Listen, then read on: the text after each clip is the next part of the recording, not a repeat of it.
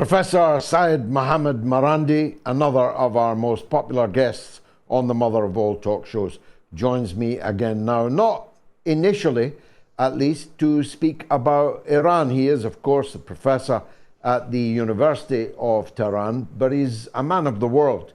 And one part of the world that he takes a particular interest in, for obvious reasons, is the Holy Land of Palestine. And I have been watching and listening to his anguish at what has been happening in Jenin camp this week.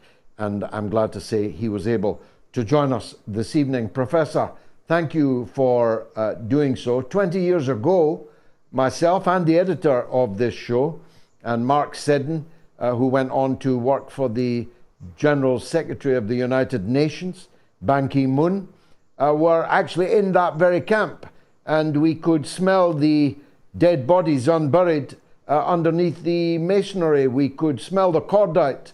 The fires were still 20 years on. Nothing has changed except a new generation of Palestinian children have been born and lived in the squalor that is that camp. And yet not many people appear to care or even know about it. It's very hard to bear, isn't it?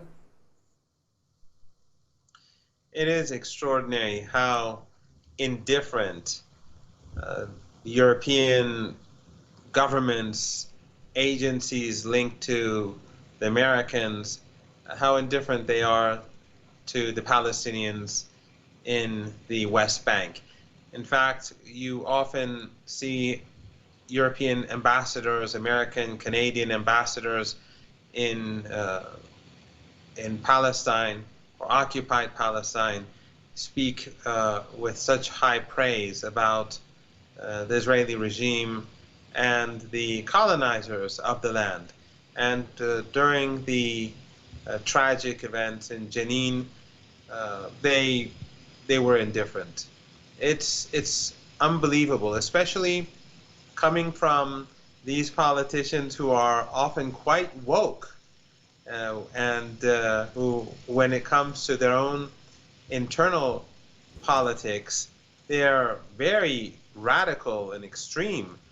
But when it comes to the Palestinian people, they are just as traditional as the previous generations of politicians and diplomats and journalists who travel to Tel Aviv or anywhere else in Palestine. How do you account for that? Well, this racism has long roots. They go back centuries. The Orientalism that Edward Said wrote about, and people before and after him, it is quite revealing. And it is very interesting how in texts today, even scholars from very important universities in the UK and the United States, they, even now when they speak about West Asia or North Africa, when they speak about the past and the present as if they're the same. In other words, these lands are static, the people are static, they're not dynamic, and basically meaning that in contrast to Europeans and Americans, that they're completely different. So they judge these people very differently, but it's not only directed towards people of darker skin color. You see the same thing about Russians and about Slavs and about, ever since the war began, the language used with regards to Russians has become very similar to the language used when describing Arabs or Muslims. This is something quite universal. The yellow peril. You can find it everywhere.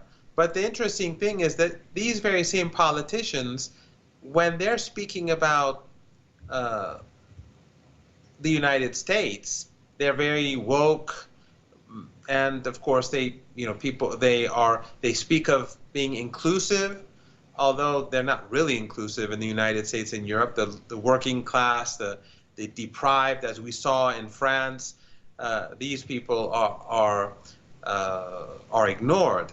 But the tokenism of this woke generation of politicians, when it comes to Europe, when it comes to internal politics, is completely non-existent when it comes to Palestine. Yeah, it is an extraordinary thing. You almost feel that if it were happening to almost anyone else, at the hands of almost anyone else, that it would be much easier than this pushing a boulder uphill that I feel I and people like me have been doing in Western societies for over 50 years. In my case, 55 years now, exactly. And I kind of don't feel that much further forward than when I started. The blood and suffering of Palestinian people appears to be virtually worthless. I agree that nothing much has changed in politics in Western countries. But the work that people like you do is significant because people in the non-Western world do see how there is a significant segment of society that is completely opposed to these policies. And that is important to prevent the sort of racial hatred or animosity that we currently see coming from the West. So that does serve an important purpose. And also, at a time when the world is changing so rapidly, I think that in Western governments and Western officials and Western politicians and journalists, if they don't recognize that this is morality aside, this will not serve their interests in the future. Because when you have countries in the global south, non-Western countries that are becoming increasingly powerful, they're going to find it increasingly unacceptable when institutions based in the West, Western capitals, treat people like themselves with disrespect or with indifference. So the world today and the world in the years to come, I think, is going to be very different from the world that you and I experienced in the last few decades. Now, Joseph Borrell said that Europe was a garden, the rest of the world was more or less a jungle. He definitely included your country in that jungle. And Macron did everything that he could, everything, to bring to the streets of Tehran, where you teach, exactly what happened on the streets and is still happening on the streets of France.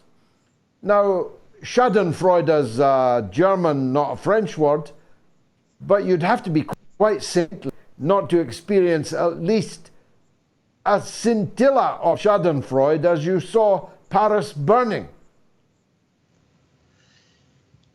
Like yourself, I do not want to see harm to see ordinary people harmed, innocent people harmed, whether it's in Tehran or in Paris or even in Palestine. I would like to see the apartheid regime collapse, but I would like to see it collapse without anyone being killed. That, in my ideal world, that's how it would be. But you're absolutely correct. Macron and, of course, leaders like him, but he in particular, were supporting violence in Tehran. He was supporting people who were advocating violence in Tehran and other Iranian cities. And, of course, his government supports the MEK terrorist organization, which has killed 17,000 Iranians in terror attacks. And they also fought for Saddam Hussein as foot soldiers. This is a cult, but it has offices in Paris, and it's perhaps its most important base outside of Albania is in Paris, its most important political presence in Europe. So when he was basically advocating violence in Iran, that was all fine. When he was speaking about overthrowing the government, that was fine to Western politicians, to Western journalists. But when the same thing happens at home, suddenly his behavior, his language shifts 180 degrees. He speaks about social apps used by the youth to communicate with one another. He speaks about how they pose a threat to society, to the institutions of society. But when in Iran, they had the same concerns about how Twitter was being used or how Facebook was being used, and used with the support of Western governments in Iran. We had major Instagram, Telegram, and Twitter accounts, as long as Facebook accounts, that were teaching people in Iran how to make Molotov cocktails, how to make bombs, and advocating Persian language TV channels in your city, in London, saying that the police should be killed. That is your moral responsibility on live TV in London. It is immoral not to kill them. So Twitter is good when it's used to promote violence in Iran, but suddenly when it comes to Paris, this is completely unacceptable. This is evil. The parents must be punished. The children must be punished. People must be put in jail, and perhaps there will be more control over how Facebook, Twitter, and other such things like Instagram will be used in future. But he actually also denounced the instrumentalization of the death of Nael, the 17-year-old boy gunned down in cold blood by a French policeman. There's another one dead now, by the way, by the name of Mohammed, shot in the throat. And of course, that will have its answer on the streets also. But he denounced, in the strongest terms, the instrumentalization by political forces of the murder of Nael, when he had literally from his own mouth instrumentalized the death of a young girl in Iran just last year. Well, if you remember last year, when this young woman died, Mahsa Amini, there was a global campaign. The hashtag was used, infinitely. And even though there was never any evidence provided that she was beaten, the footage showed her to be fine. She walked, she had no handcuffs, she went into a hall where other people were sitting, and then after a while she got up and collapsed. There's no evidence that she was beaten. The autopsy didn't show anything. Yet she was used as a symbol to destroy Iran, to destroy Iran's credibility, to create instability in the country. And she was 20-some years old. In this case, you had a 17-year-old boy who was threatened by the police and who was shot in the head. We see the footage is there, contrary to the case of Mahsa Amini. But where are the hashtags? Where is the outrage? Nothing. In fact, you know better than I am sure that the money that was given or to the police officer who murdered this young boy was far greater than the financial support provided by ordinary people to the family of this young 17-year-old boy. It was 15 times greater. 15 times greater. This is something that it would be some sort of dystopian movie. if you'd seen this in some dystopian movie, it would still seem unbelievable. But this is the reality that we're living in. Why is that the case? Because ordinary French people, many ordinary French people, are taught to hate these people. That's how the media functions. That's how many of the movies produced across Europe and in France and by Hollywood teach people to behave. And by the way, while I don't want to attribute any extremism to anyone, and I don't condone violence, whether it's on the streets of Paris or on the streets of Tehran or anywhere else. I don't think burning public property or private property that has nothing to do with one's grievances serves a purpose. But this same French government, who is so concerned about the culture of this young generation, these French boys and girls who were born in France but who originally came from Africa. Why? Because their countries were destroyed because of colonialism. And even in Libya, we just witnessed the destruction of Libya a decade ago. But if they're so concerned about the culture and about integration, why did they allow extremists to use institutions, whether religious institutions or other institutions? I don't want to name them out loud because I don't want to make this an issue. Why did they allow these institutions in France and other cities and in other countries across Europe? Why did they allow them to be used so that people would go to Syria to fight? Thousands of people went from across Europe, recruited from across Europe, under the nose of Western intelligence agencies, like the young person who went to Libya and then blew himself up in Manchester. Who allowed this to happen? Who created this environment?